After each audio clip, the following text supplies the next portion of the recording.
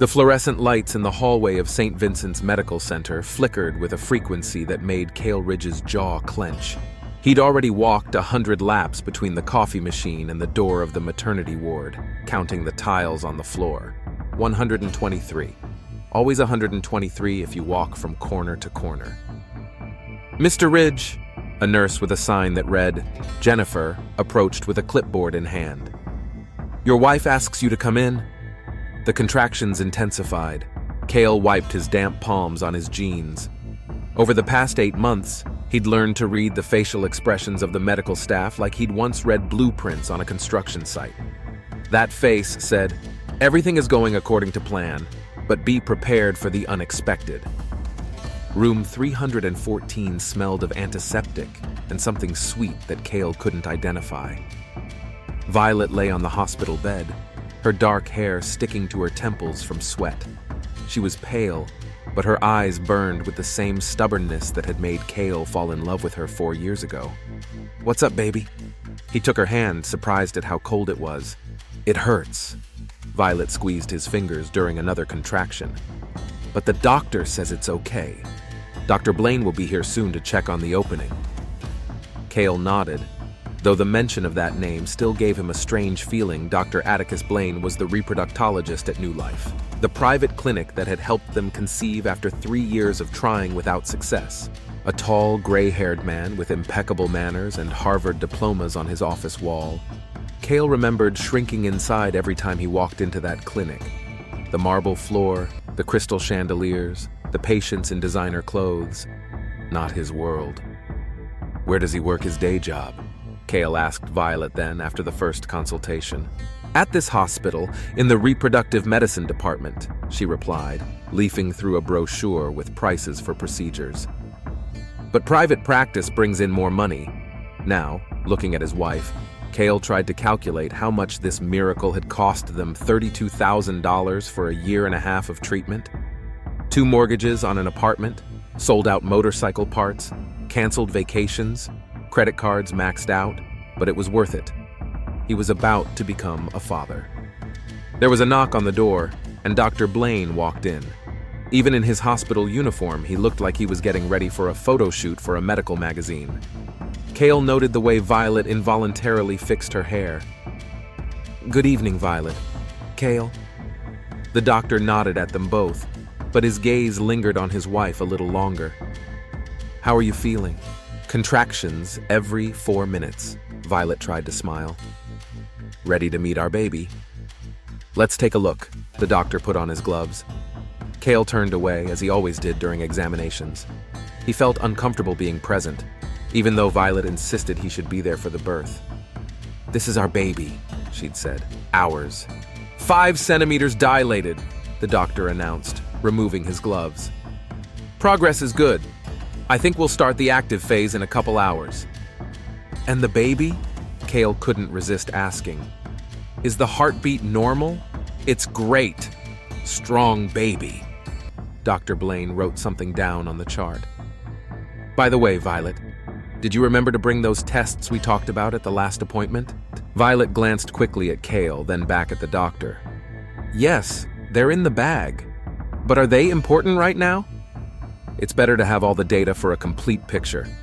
The doctor smiled, that professional smile that meant nothing. Cale frowned. "What tests?" As far as he could remember, all the tests had been completed months ago. But before he could ask, a nurse entered the room with a cart. "Dr. Blaine, they want you in room 7. There's a complication. I'm on my way. Violet, get some rest and I'll come back in an hour." He headed for the door, but stopped. "And don't worry about the tests. We'll discuss them later." When the door closed, Cale looked at his wife. "What tests, V?"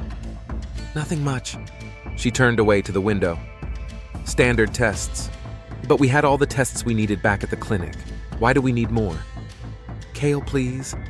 She sounded tired. "I'm in labor. I'm having our baby. Can we talk about the tests later?" He nodded, but something continued to bother him. In his years as a security inspector, Cale had learned to notice details that didn't add up. People would say one thing and the paperwork would show another. Workers swore they followed procedures, but the signs of wrongdoing were obvious. And now, something didn't add up. Violet squeezed his hand again, and a new fight began. He forgot his suspicions, concentrating on helping her breathe properly, just like they taught her in the parenting classes. "It's okay, baby. Soon we'll be holding our baby boy." But as the contraction passed and Violet closed her eyes, Cale thought of Dr. Blaine again, about the way he'd looked at his wife, about the tests that Cale knew nothing about the fact that in a year and a half of treatment, he'd never been to an appointment without Violet, but she'd traveled to the doctor's office alone several times. "Women's issues," she'd explained. It was beginning to get dark outside the room window. Somewhere in the city, Zane Crawford was probably sitting at his computer working on another design project and waiting for a message about the baby's birth. Cale had promised to write as soon as it was over. Zane was the only one who knew what they'd been through trying to conceive. "Cale?" Violet opened her eyes. "Do you love me?" "Of course I do. What kind of question is that?" "It's just... sometimes it feels like we've grown apart. All the treatments, the stress. It's over." He kissed her forehead. "We're gonna have a family now." But even as he said those words, Cale felt something cold stirring in the back of his mind. Maybe it was just prenatal nerves. Maybe every man feels something like that when he's on the cusp of fatherhood. Maybe not. 2 years ago, Violet stood in the lab at St. Vincent's, staring at another negative pregnancy test, the 7th in 6 months. The fluorescent light reflected in the tears she tried to hold back as colleagues fiddled with test tubes at nearby tables. "V, nothing again?" Martha, the senior lab technician, peered over her shoulder. "Nothing again." Violet tossed the test strip into the medical waste. That night, she sat in the kitchen of their apartment in the artists' district, where the walls were covered with graffiti by local artists, and the window overlooked an old brick factory converted into lofts. Cale came home in a cement, dust-splattered overalls. There had been an accident at the construction site, and he'd had to stay late for his report. "What's up, baby?" He kissed the top of her head, but Violet pulled away. "Cale, we need to see a doctor." "What doctor? Are you sick?" "The fertility doctor." The silence stretched between them like a taut string. Cale slowly took off his shoes, set them carefully on the rubber mat. "We've only been trying for a year and a half, V. The doctors say it's normal to try for up to 2 years before..." "I'm 26, Cale. I work in a hospital. I know the statistics. Something's wrong." "Is it you or me?" "I don't know. That's why you need to see a doctor." Cale sat across from me, his hands smelling of machine oil and construction dust. Even after a shower, the odor hadn't completely disappeared, embedded in his skin from years of working first as a mechanic, then as a safety inspector. "How much does it cost?" "The initial consultation is $300. Labs, another $500 or so. $800 to tell us everything's normal? And if it's not?" Cale rubbed the bridge of his nose. Their combined income, his $48,000 a year plus her $32,000, was enough to live comfortably, but not excessively.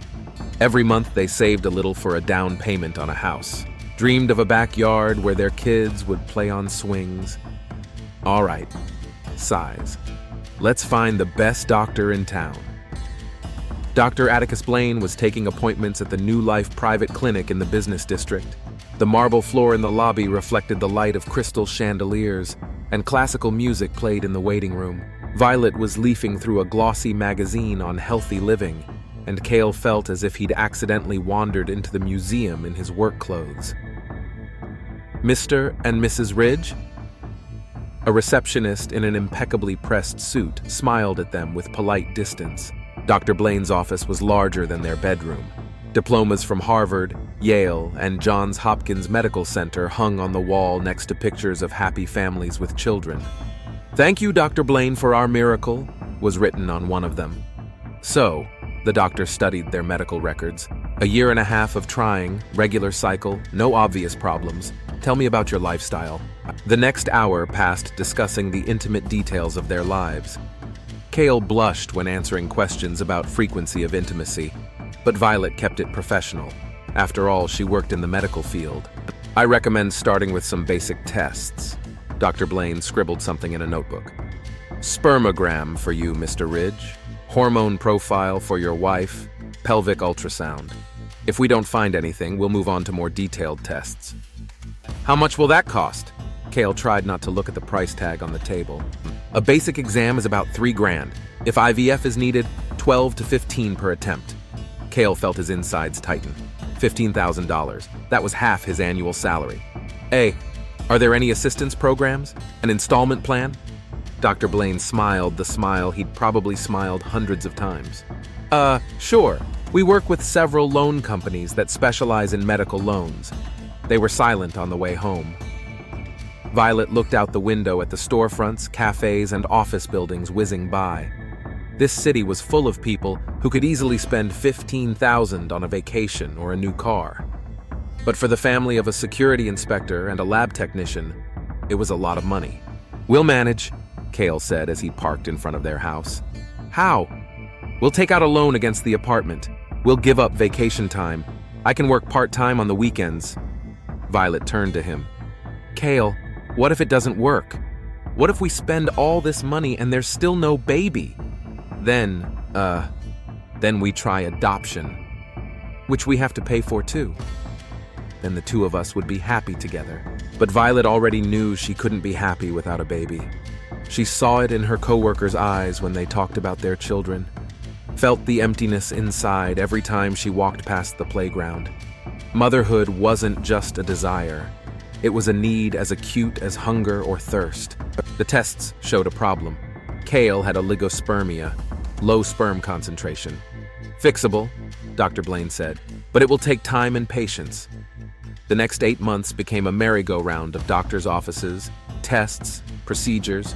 Cale took vitamins, changed his diet, quit drinking beer in the evenings. Violet tracked ovulation with the precision of a Swiss watch. Their intimacy had become a calendarized affair. Lovemaking had become a medical procedure. Basal temperature 36.8, Violet reported, looking at the thermometer. Today is the optimal day. Cale nodded and headed for the shower. Romance died somewhere between the 3rd month of trying and the first hormone injection. The money was melting away. First, the house savings went away. Then Cale sold his Harley motorcycle he'd been saving for 3 years. Violet took an extra weekend job doing tests at a private lab. Would you stop it? Cale asked one evening, looking at his credit card bills. Dr. Blaine says a little more time is needed. Dr. Blaine gets paid for every one of our attempts, V. You think he's cheating us? I think he's capitalizing on our desperation.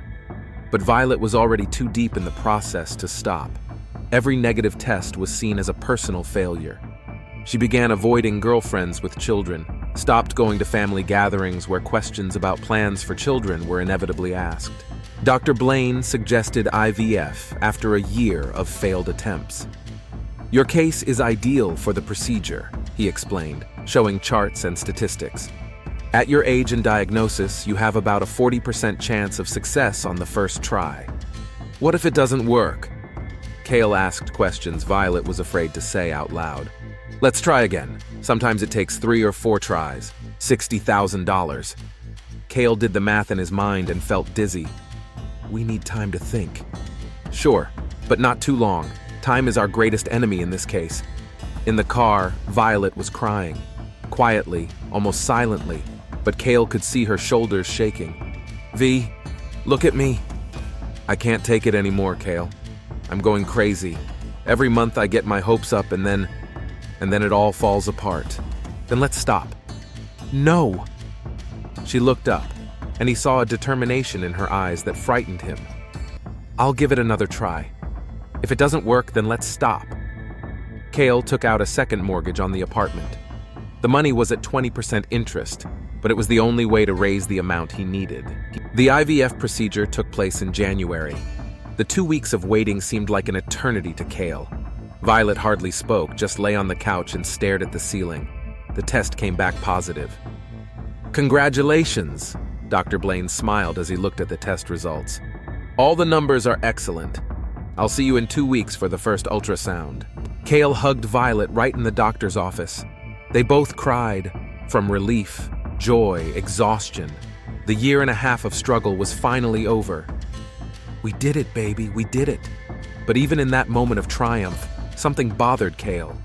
Maybe the way Dr. Blaine was looking at Violet. Or the fact that the doctor had suggested she stay for an additional consultation while Cale waited in the lobby. What did he want to talk about? Cale asked on the way home. About diet during pregnancy, vitamins, the usual stuff. But the tone of her voice didn't convince him. In their years together, Cale had learned to recognize when Violet was telling the truth and when she wasn't. The pregnancy had gone smoothly. Violet glowed with happiness, and Cale tried not to think about his debts. $62,000 they had to pay off over the next 5 years, but it was worth it. They would soon have a baby. Dr. Blaine had been observing Violet throughout her pregnancy. "I want to personally make sure everything is going well," he explained.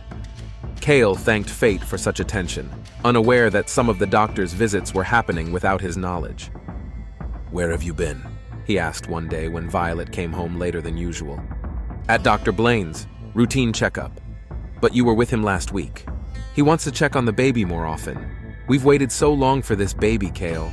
It's better to be reassured." Cale nodded, but something kept bothering him. Maybe it was the fact that Violet was starting to stay late at work more and more often, or the fact that she was being more careful with her phone, no longer leaving it unattended like she used to. Or maybe it was just the paranoia of a man who'd spent his life savings on a child and now feared that happiness might be fragile. Zane Crawford noticed the change in his friend's demeanor. "You're tense, man," he said when they met for coffee at their favorite cafe near the hospital. "I'm about to become a father. It's natural to be nervous." "It's not just that. You look like you're waiting for a catch." Cale looked out the window where passers-by were hurrying by. There were a lot of medics in white coats among them. The hospital was across the street. "Zane, do you ever feel like your girlfriend is hiding something?" "All the time. Women are always hiding something. The question is whether it's worth worrying about." "How do you know?" "Trust your instincts. If something doesn't feel right, it probably is." Now, sitting in the delivery room looking at his sleeping wife, Cale remembered those words. Something didn't seem right. The tests he didn't know about. The strange closeness between Violet and Dr. Blaine. The extra doctor's appointments. And then there was one detail that had been plaguing him for weeks now. At the last ultrasound, the doctor had said the baby was developing a little faster than expected. "That happens sometimes," he'd explained. But Cale remembered the exact date of conception. IVF left no room for doubt. If the baby was developing faster, that means it was conceived earlier. Violet stirred in her sleep, and Cale pushed the troubling thoughts away. In a few hours, he would be a father. It was supposed to be the happiest day of his life. So why did he feel like he was standing on the edge of a precipice? The clock on the ward wall read 7:30 in the morning. Cale had been awake for 18 hours, but adrenaline kept him from feeling tired. Violet's contractions intensified, the intervals shortening to 3 minutes. The nurses were scurrying down the hallway, preparing everything she needed for labor. "Cale!" Violet squeezed his hand during another contraction. "Call Zane. Tell him it started." He stepped out into the hallway and dialed his friend's number. Zane answered after the first dial tone. "What's up, Pops?" "Not yet, but close. The doctor says a couple more hours." "How's Violet?" "She's doing great. Look, Zane, you've known me a long time, right?" 12 years. Why?" "If I asked you something, would you answer honestly?" Pause. Zane could tell by the tone that the conversation was serious. "Of course I would. What is it? Did Violet ever tell you anything, weird? About a doctor, for instance?" "Cale, what are you talking about?" "Forget it, it's probably just nerves. Man, if something's bothering you, it's better to find out now than to suffer later." Cale looked at the door to the room where his wife lay. "Dr. Blaine, he's acting strange, too attentive to Violet. And she's been seeing him for appointments that she hasn't told me about. Female problems, maybe. You know they don't share everything." "Maybe. But there's something else. Remember when we celebrated the IVF success in January? Of course we did. You were both over the moon. Now, if the baby was conceived then, it should be 37 weeks along. But the doctor says it's 38, a week apart." Zane was silent. "Maybe there's a miscalculation?" he finally said. "There's no mistake with IVF, Zane. It's accurate to the day." "Cale, do you think—" "I don't know what to think, but something's wrong." At that moment, Violet's scream came from the room. Cale hung up the phone and rushed to his wife. Dr. Blaine was already there, leaning over the bed. His face was focused, professional. "Full disclosure," he announced. "Time to move to the delivery room." The next hour passed in a kaleidoscope of hospital corridors, medical equipment, and nursing teams. Cale stayed close to the gurney carrying Violet, feeling like an extra in this well-oiled machine. The delivery room was flooded with bright lights. Monitors showed the baby's heartbeat, steady, strong.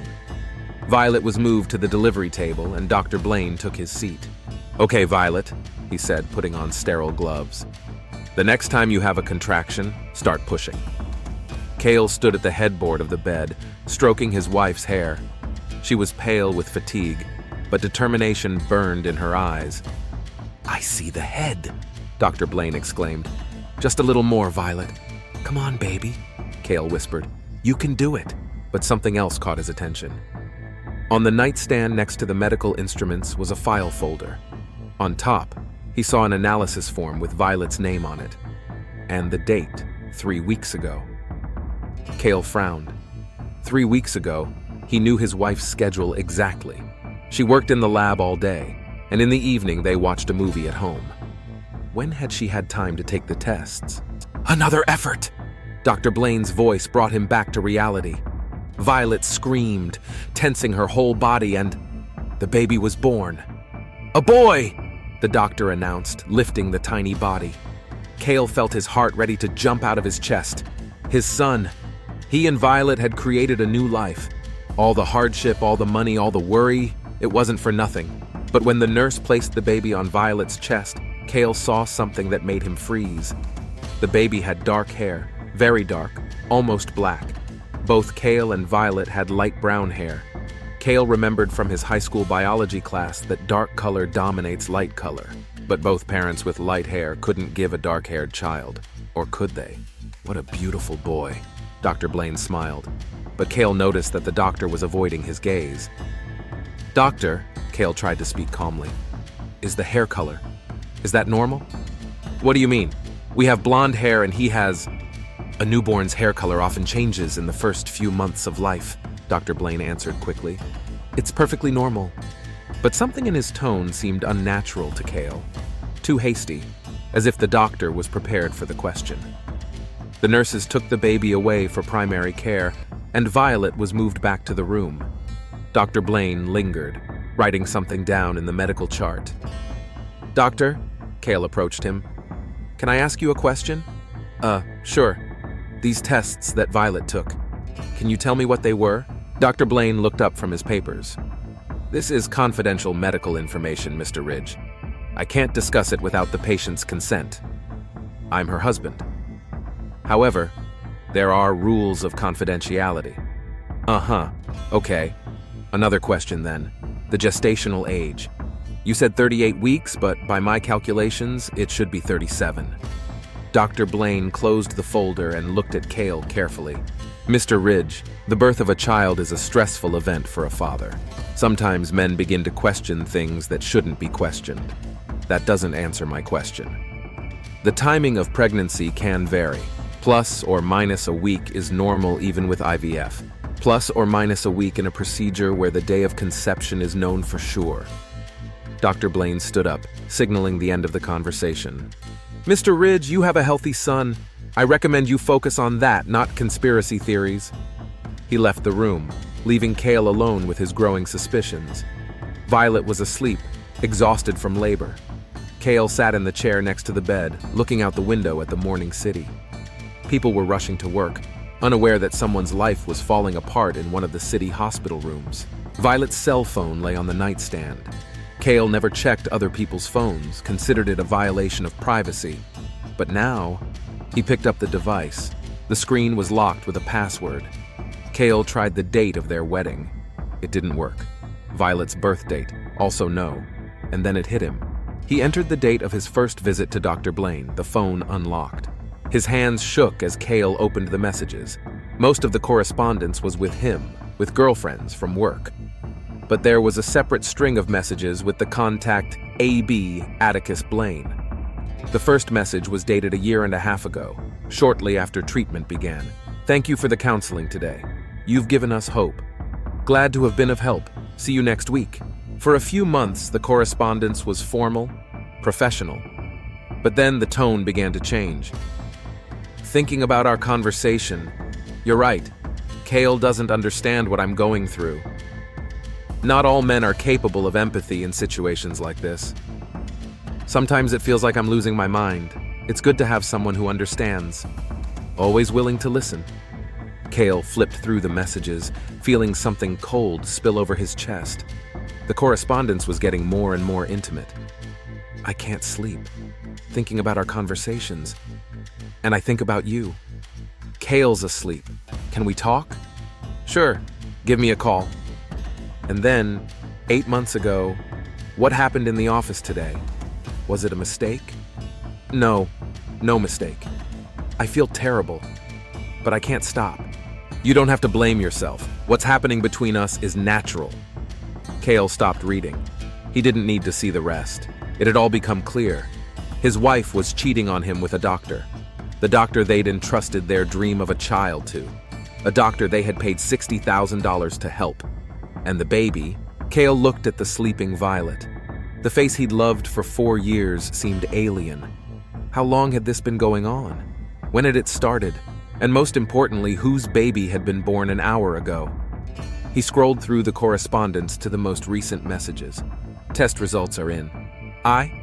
It's confirmed. It's yours. Are you sure? The DNA doesn't lie. But Cale can't find out. What do we do?" "Nothing. He'll be a loving father, and we'll find a way to be together." Cale let the phone out of his hands. The device fell to the floor and shattered. Violet woke up to the sound. "Cale, what happened?" He stared at her, unable to find the words. The woman he loved more than life, who had been his only family when his parents died in a car accident, who had supported him when he'd lost his job 3 years ago, who cried tears of happiness when the pregnancy test came back positive. This woman betrayed him so deeply that he felt physical pain. "Cale, you're scaring me. What's going on? Whose baby, Violet?" She went pale. What do you mean? I read your messages." The silence in the room became deafening.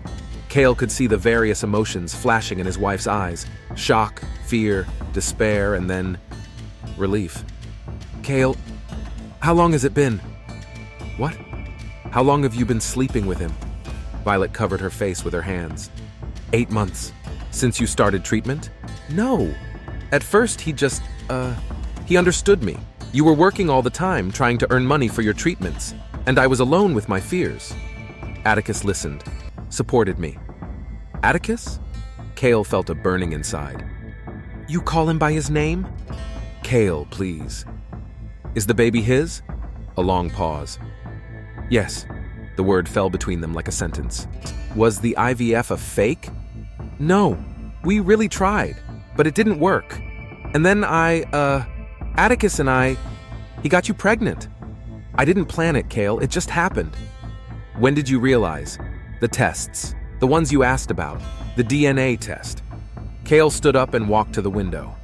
Down in the hospital parking lot, he saw a familiar car, Dr. Blaine's dark blue BMW. Does he know? He does. "And he's planning on picking you up?" We haven't decided yet." $60,000, Cale said without turning around. "We spent $60,000 so you could have another man's baby." "Cale, I know how that sounds." "How does that sound?" He turned to her. "It sounds like the cruelest betrayal imaginable." "I didn't mean to hurt you." "You didn't? You slept with another man for 8 months. You had his baby. You let me think I was going to be a father." "You can be a father. The child will love you as a father." Cale looked at the woman who was his wife and didn't recognize her.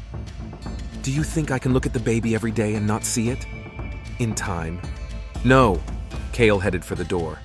"No. In time." "Where are you going?" "I don't know. Home. Away from here." "Cale, wait, please, let's talk." But he'd already left the room. The hallway was quiet. The morning shift was just coming on duty. Cale walked toward the exit, feeling his whole life falling apart. At the elevator, he met Dr. Blaine. "Mr. Ridge," the doctor looked concerned. "How is Violet feeling?" Cale looked at the man. Stately, successful, confident. The man who had destroyed his family. "She told me the truth," Cale said quietly. Dr. Blaine's face didn't change, but Cale saw his shoulders tense. "Mr. Ridge, I understand that you're upset." "Upset?" Cale stepped closer. "You stole my wife. You made me pay for your child. And you think I'm upset? It's a complicated situation. No, it's simple. You used your position to seduce my wife when she was vulnerable." "I did not seduce." "Shut up." Cale turned and walked toward the exit. Dr. Blaine didn't follow him. It was a normal May day outside. The sun was shining. People went about their business. The city lived its life. Only for Cale, the world had changed forever. He got in his car, but didn't start the engine. He just sat there, trying to make sense of what had happened. 4 years ago, he'd met Violet at a coffee shop near the hospital. She was ordering coffee, and he was fixing the coffee machine. She smiled at him, and he fell in love at first sight. A year later, they got married. A small wedding, just the closest of people. Cale remembered Violet saying her vows, looking into his eyes. For better or for worse, for richer or poorer, in sickness and in health. Lies. Everything was a lie. The phone rang. Zane.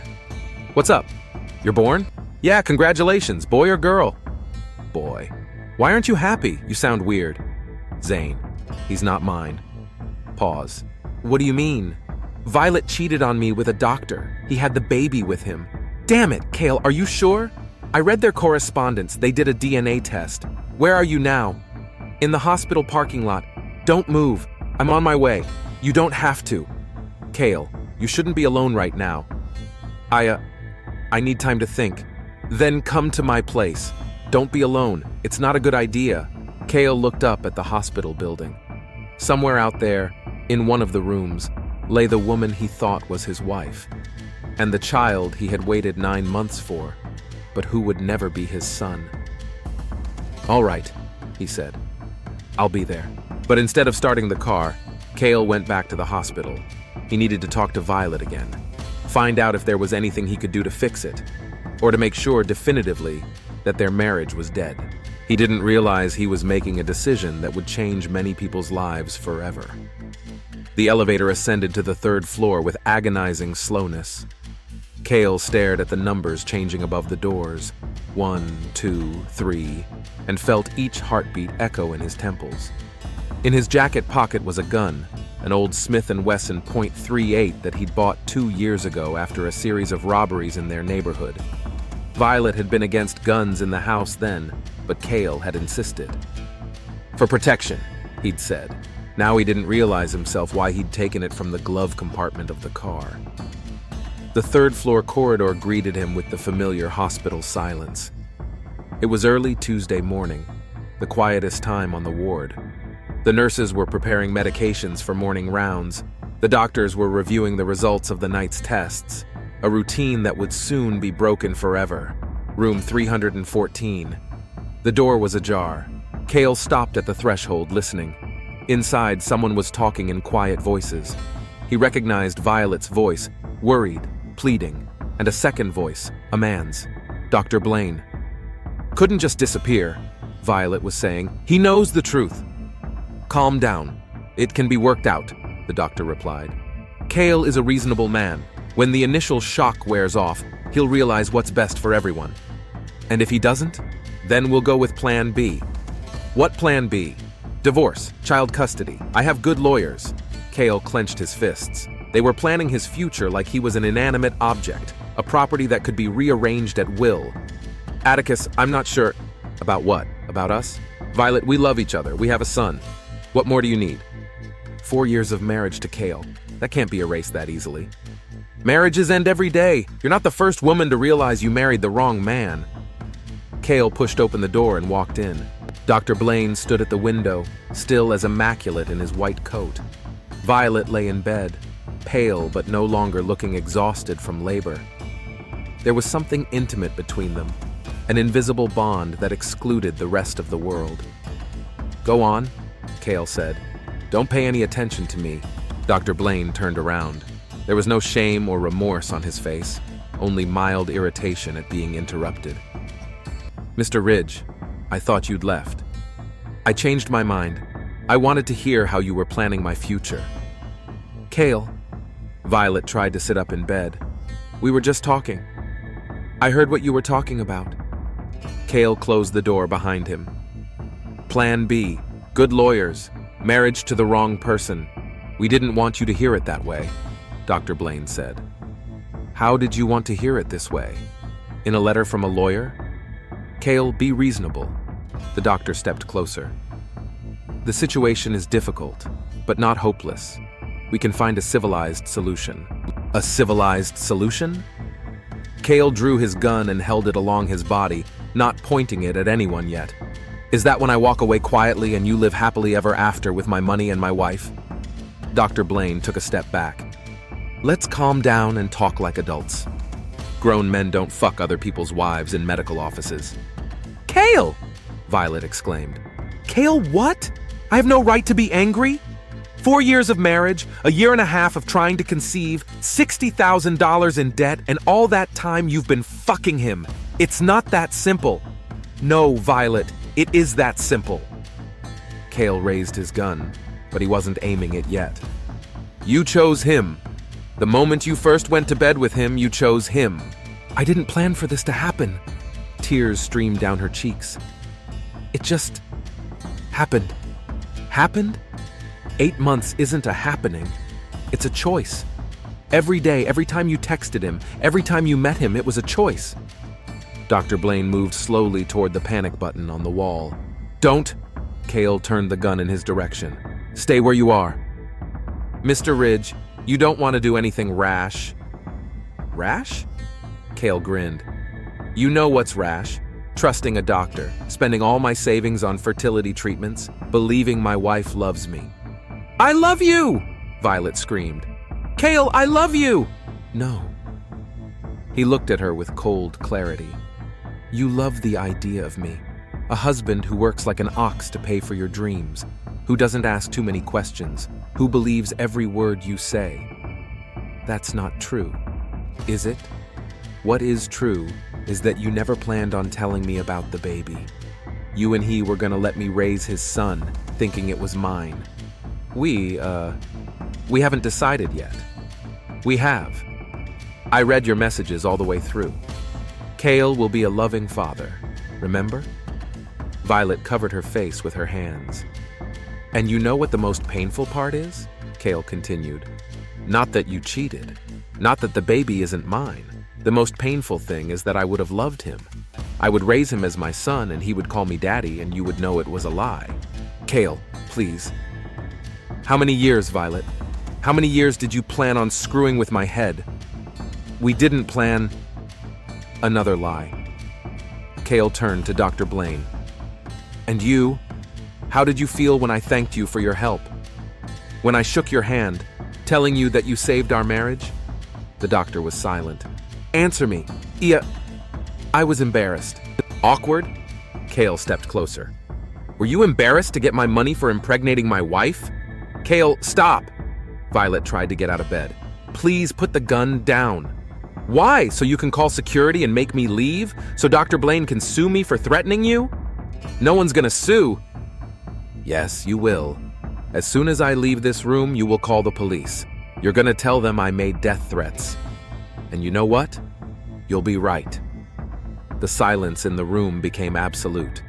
Cars were passing outside the window. Nurses were talking somewhere in the hallway, but inside the room, time stood still.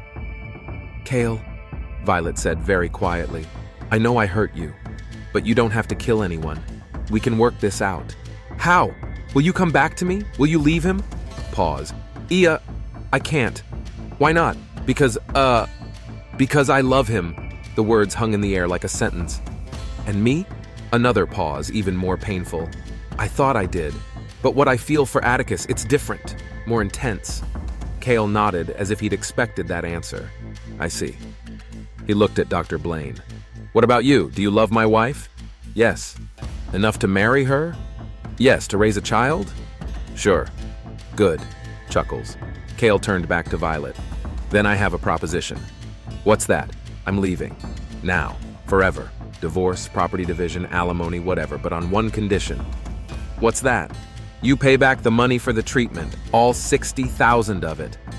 Dr. Blaine and Violet looked at each other. Cale, she said, we don't have that kind of money. He does. Cale nodded at the doctor. A BMW, a private clinic, a house in an upscale neighborhood. He has it. It's impossible, Dr. Blaine said. I can't just... You can. It's only fair. I paid to be a father, but I didn't become a father. You got the baby for free. Now you pay. Mr. Ridge, be reasonable. I am reasonable. 60,000 or I'm not going anywhere. I will claim custody of the child. I'll claim it's mine because it was conceived in wedlock. I'll sue you for professional ethics. You can't. I can, Violet. And I will, unless I get my money back. Dr. Blaine was thinking out the window. I need time. No, Cale pulled the trigger. Decide now. All right, the doctor said quickly. I'll find the money. I'll find the money. When? A week, maybe 2. That's too long. Cale, Violet interjected, he can't just go and get 60,000. He can. People like him always have ways of getting money. Right, doctor? That's right. But what I really need is a few days. 3 days. Impossible. Then I'll stay. Cale lowered the gun, but didn't put it away. And you know what? I've changed my mind. The money doesn't matter anymore. What do you mean? Violet asked. I mean, what does it matter if I get the money or not? It won't give me back 4 years of my life. It won't make the baby mine. It won't make you love me again. Cale. You know what I realized standing in the parking lot? I realized I have nothing else. A job that I don't enjoy. The debts I racked up for your dreams. A wife who chose someone else. A friend. And only one. You have a future. What future? Starting over at 40? Looking for a new wife who might also be a liar? Having children who don't know if they're mine? You're still young. No, Violet. I'm old and tired. Cale looked at her carefully as if he'd seen her for the last time. You know what the weirdest thing is? An hour ago, I was the happiest man in the world. I thought I was a father, that we'd finally made it. Tears streamed down Violet's face. Cale, I'm so sorry. No, you're not. You're just sorry for what I found out. It's not true. It is. If it wasn't for the broken phone, you never would have told me. I would have raised his child thinking he was my son, paying for his education, his medical care, his toys, proud of him, and you'd be laughing behind my back. We never laughed. Maybe not laughing. But we thought about what a fool I was, didn't we? Violet didn't answer. Answer me! Sometimes. Sometimes I felt sorry for you. Pity? Cale felt something finally break inside. You felt sorry for me? You worked so hard. Working extra hours, saving money on everything, even food. I saw you dreaming about having a baby and... So you decided to give me someone else's son. How generous of you. Cale, I didn't know what to do. You did. I could have told you the truth. You could have left me before the baby was born. I could have not cheated at all. I tried to stop. When? A few times. But Atticus, he understood me in a way you never did. What didn't I understand? How hard it is to be a barren woman. How painful it is to see everyone else have kids and you don't. How scary it is to think you're inferior. What about me? Was it easy for me? You think I didn't feel guilty when the tests showed problems with my sperm? That's different. It's easier for men. Easier? Cale raised his gun. Was it easier for me to see you cry every month? Easier to borrow money from everyone I know? Easier to work 16 hours a day? That's not what I meant. What did you mean? That I'm not capable of deep feelings? That a child is just a toy to me? No, but you chose to confide in another man. To tell him your fears instead of your husband. He's a doctor. He understood the medical side. He understood how to get in your underpants while your husband was working 2 jobs. Don't say that. How else do you say it? Call things by their proper names? You cheated on me with our doctor, got pregnant by him, and planned to spend the rest of your life messing with my head. Cale turned to Dr. Blaine. What do you have to say? How do you justify yourself? Ia, love doesn't choose the time and place. Love? Cale laughed. You call that love? Seducing a patient who was undergoing fertility treatment? I didn't seduce. You didn't? Then what did you do? Did she come onto you on her own? It happened naturally. Naturally? In your office? During your appointment? Dr. Blaine was silent. Answer me. Where did it happen the first time? It's not important. It matters to me. I want to know where my wife first cheated on me. Cale, don't torture yourself, Violet said. In the study? He insisted. Silence. In the office, Dr. Blaine finally said. During office hours? Yes. While I was working on the construction site, earning money for your services, you were fucking my wife on the same table where you examined other patients? Mr. Ridge, please. Answer me. Yes. Cale felt a wave of rage rising inside that he could no longer control. Do you know how many women I fucked in 4 years of marriage? Cale! Violet exclaimed. 0. Do you know why? Because I thought we loved each other. Because I thought marriage meant something. Marriage means... No! Cale pointed a gun at Violet. Marriage means nothing if one party lies for 8 months straight. Put the gun down, Cale. Please. Why? So you can go off with him? So you can live happily ever after while I pay the mortgage on your baby? We'll get the money back. The money doesn't matter anymore, Cale screamed. Do you understand? You've killed everything that was good in me. Love, trust, hope for the future. I didn't mean to. I did. The moment you chose not to tell me about Blaine, you chose to kill our marriage. We can fix this. How? A time machine? A pill of oblivion? Couples therapy? Cale laughed, but it was a scary laugh. Therapy? With my unfaithful wife and her doctor lover? That's a great idea. Cale, if you kill me, you'll go to jail. So what? Life's already over. What difference does it make whether it ends in a jail cell or an empty apartment? What about your plans? Dreams? What plans?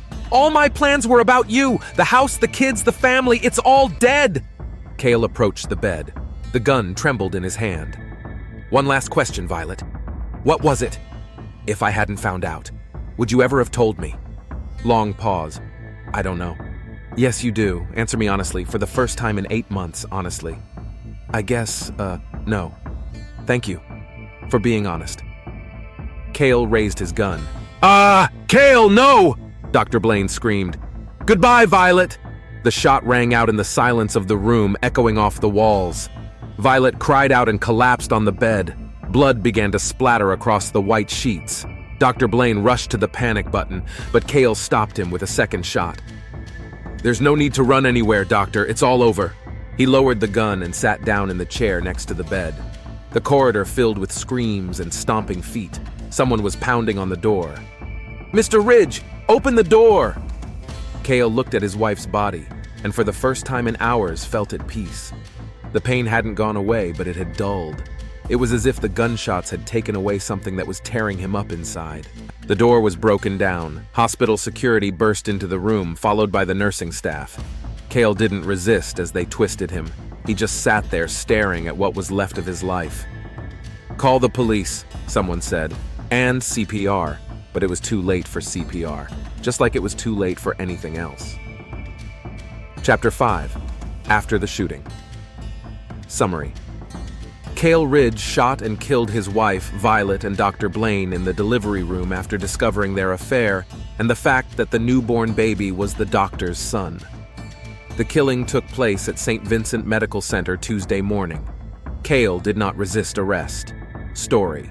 Detective Scarlett Chase received the call at 8:47 a.m. while drinking coffee in her car before starting her shift. A double homicide in a hospital is not what you expect to see on a Tuesday morning. She'd seen plenty of family dramas in her 12 years in homicide, but this one promised to be special. St. Vincent Medical Center greeted her with chaos. Ambulances, police cars, reporters who had already gotten wind of the incident. The hospital wasn't evacuated. The killer surrendered immediately, but the third floor was cordoned off. "What do we got?" Chase asked Officer Marquez, the first on the scene. Cale Ridge, 32 years old, shot his wife and her doctor in the delivery room. The wife gave birth this morning. A few hours later, the shooting occurred. Motive?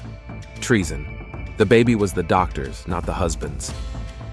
"Where's the shooter?" In the squad room, waiting for you. Didn't fight back. Voluntarily surrendered his weapon." Chase went up to the third floor. Room 314 was covered in blood. The bodies had been removed, but the crime scene was still being processed. 2 shots fired at close range. Professional, not overly violent. "Detective Chase?" A nurse approached her. "I was on floor duty, Jennifer Coleman. Tell me what you saw." "Nothing much until the end. Mrs. Ridge went into labor around 7 a.m. Everything went fine. Mr. Ridge seemed nervous, but that's natural for young fathers." "When did you notice any problems?" "He left around 8 o'clock. Said he had to call some friends. Came back half an hour later looking, strange. Pale, tense. Went into the room, closed the door." "What happened in the room?" "Quiet conversation at first. Then the voices escalated. I heard him yelling something about cheating and money, and then gunshots." "How many?" "2, about 15 seconds apart." Chase wrote down the statement, mentally reconstructing the timeline. Classic family drama with a tragic ending. "Where was Dr. Blaine before the shooting?" "In the room with Mrs. Ridge. He arrived about 10 minutes before Mr. Ridge returned." "Is that normal?" Dr. Blaine often visited his patients after childbirth, especially those he'd been seeing for a long time. "Did he see Mrs. Ridge for a long time?" "About a year and a half. Fertility treatments, then IVF, then pregnancy." Chase noted that. Long doctor-patient relationships often set the stage for emotional intimacy. Cale Ridge sat in the interview room, staring at the desk. When Chase entered, he looked up, eyes red from sleeplessness but meaningful. "Mr. Ridge, I'm Detective Chase. You want a lawyer?" "No. I'll tell you what you want to know." "For the record, do you admit to shooting Violet Ridge and Dr. Atticus Blaine?" "Yes. Why?" Cale was silent for a long time, searching for words. "She cheated on me for 8 months. The baby we were expecting was his. We spent $60,000 on treatments, thinking we couldn't conceive, and she was sleeping with our doctor the whole time." "When did you find out?" "This morning. I read their correspondence on her cell phone." "Tell me more." Cale spent the next 2 hours recounting the events of the last year and a half. Trying to conceive, treatment at New Life, financial difficulties, growing suspicions. Detective Chase listened, jotting down key points. "Were you planning a murder?" "No. I took the gun from the car on impulse. Didn't even realize why. What did you want to get out of talking to your wife?" "An explanation. See if there was anything you could do to fix it." "And when did you realize you couldn't?" "When she told me she loved him more than she loved me, and that she'd never tell me the truth if I didn't find out for myself." Chase studied the suspect's face. Cale spoke in a monotone, emotionless, like he was telling someone else's story. Classic signs of psychological shock after a crime. "Any regrets?" "I regret that it came to this, but I'm not sorry they're dead." "Why?" "Because they stole my life, forced me to live a lie. If I didn't know the truth, I'd be raising someone else's kid, thinking it was my son." After the interrogation, Chase drove to Premium Motors, the car service where Cale worked. Zane Crawford was waiting for her in the office, pale, anxious. "I can't believe Cale did this," he said. "Yes, he was upset when he found out about the affair, but murder. Did he say anything about intending to harm his wife or the doctor?" "No. He just said the baby wasn't his and went home." "How did he react to the affair?" "He was shocked, but not aggressive. More like, devastated." "Tell me about their marriage." "They seemed happy. Cale adored Violet. When he started having trouble conceiving, he worked his ass off to pay for treatment, picked up extra shifts, sold his motorcycle." "What about Violet? She wanted a baby too, maybe even more than Cale did. It became an obsession for her." Have you noticed any changes in her behavior in recent months? Zane thought about it, now that I know the truth. Yes, she's become more secretive. She talked less about her doctor's appointments, and Cale started to have doubts, but he put it down to the stress of the treatment. What do you know about Dr. Blaine? Not much. Cale said he was a top-notch professional, expensive but effective. They trusted him. Next stop was the New Life Clinic. The receptionist was shocked when she heard about Dr. Blaine's death. Dr. Blaine worked here for 3 years, she said. An excellent specialist, popular with his patients. No complaints, no problems. Were there any rumors of inappropriate relationships with patients? Never. Dr. Blaine was married with 2 children. That was new information. Chase wrote down the address of the doctor's family. Dr. Blaine's widow, Elizabeth, met the detective at her home in an upscale neighborhood. The house was large, expensive, overlooking a lake. The children, a boy of 10 and a girl of 7, were playing in the garden, not yet aware of the tragedy. Mrs. Blaine, I'm so sorry for your loss. May I ask you a few questions? Of course. I don't understand what happened, though. Atticus never mentioned any problems with his patients. Did you notice any changes in your husband's behavior in recent months? Elizabeth wondered. He started staying late at work, spent more time with patients. He said he wanted the family to be financially stable. Did he mention the Ridge family? Violet? Yeah. He said it was a complicated case, needed special attention. She'd been pregnant for a long time and Atticus felt responsible. He didn't say anything else? No. What was he supposed to say? Chase realized the widow knew nothing about her husband's affair. It added to the tragedy of the situation. Dr. Blaine had destroyed not only Ridge's marriage, but his own family. The investigation went on for a week. Chase studied medical records, phone records, financial transactions. The picture became clearer and clearer. The affair began 8 months ago, during another failed IVF attempt. Violet was depressed, feeling guilty about her family's infertility. Dr. Blaine suggested additional counseling sessions for psychological support. At first, the appointments were truly therapeutic. The doctor listened to the patient's fears, gave advice on how to cope with stress. But gradually, the relationship became personal. The correspondence on Violet's phone showed the evolution of their bond.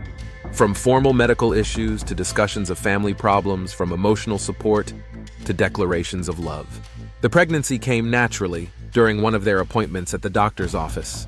Dr. Blaine suggested hiding the truth and passing the baby off as the result of IVF. Cale will be happy to be a father, and it will give us time to decide what to do next, he wrote to Violet. A DNA test conducted in secret confirmed the doctor's paternity. They planned to wait until the baby was born and then gradually divorce Cale without revealing the truth about the affair. A cynical plan, Prosecutor David Harris commented as he reviewed the case file, to make a man pay for another man's child by taking advantage of his trust. Cale Ridge acted in a state of passion, objected defense attorney Robert King. He learned of his wife's betrayal on the day of the child's birth. Any man would have snapped in that situation. The trial began 3 months later. Chase served as the prosecution's star witness, laying out the results of the investigation. Cale Ridge committed a double murder, the prosecutor said in his opening statement. Whatever his personal feelings may have been, the law does not authorize killing people for treason. My client was the victim of a cruel deception, the defense attorney replied. For a year and a half, he was systematically deceived by the 2 people he trusted most in the world. He acted under the influence of extreme mental agitation. Cale kept his cool in court. He answered questions honestly and did not try to justify his actions. When asked if he regretted what he had done, he said, "I regret that I found no other way out. But I don't regret that the truth came out." Witnesses described Cale as a quiet, hard-working man who never showed aggression. Zane Crawford described how a friend worked 2 jobs to pay for his wife's treatment. "He lived for this baby," Zane said at the podium. "He sold everything he had, went into debt, and then he found out the baby wasn't his, and that his wife had planned to never tell him about it." Violet's colleagues at the hospital described her positively, but admitted that in recent months she had become withdrawn. "Violet really wanted a baby. said Martha, a senior lab technician. It was a painful subject for her. Maybe that's why she succumbed to the doctor's advances. The psychiatrist who examined Cale concluded that he was suffering from post-traumatic stress disorder and was acting in a temporary mental state. The discovery of the infidelity on the day of the child's birth was a psychological shock to him, Dr. Raymond explained. The disruption of all of his life plans at the same time could have triggered an uncontrollable reaction. The prosecutor pushed for a first-degree murder conviction with a sentence of life in prison. The defense asked for a finding of murder by passion and 10 years in prison. The jury deliberated for 2 days. The verdict was a compromise: guilty of second-degree murder. The judge sentenced Cale to 25 years in prison with the possibility of parole after 15 years. The court understands the tragic situation in which the defendant finds himself, Judge Wilson said at sentencing. But the law cannot justify murder, whatever the circumstances. After the trial, Chase met with Zane at the same cafe where he once had coffee with Cale. He took the verdict calmly, she said. He even said thank you to the judge. I guess it doesn't matter to him where he spends the rest of his life, Zane replied. He'd lost everything that mattered to him. And the baby?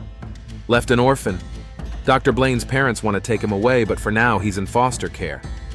Cale's not seeking custody? No. Said he didn't want the kid to grow up with the stigma of being the son of a murderer. A year later, Chase got a letter from Cale in prison. He wrote that he was in psychological therapy, working in the prison library, studying law. I want to understand how I got myself to this point, he wrote. The letter included a photograph, a 1-year-old child with his foster parents. The dark-haired boy with Dr. Blaine's eyes smiled for the camera. They named him Daniel, Cale wrote. Growing up in a good family, hope he never learns the truth about his birth. Chase set the letter aside, thinking about the cost of lying. 3 people were dead. A 4th was labeled a murderer for life. A child was orphaned, all because 2 adults couldn't honestly resolve their issues. She had seen many family tragedies, but this one was especially memorable. Perhaps because there were no obvious villains in it, just people who made the wrong choices in difficult circumstances. Cale Ridge will serve his time and perhaps someday be released. But the man he was until that morning in the hospital is dead, along with his wife and her lover.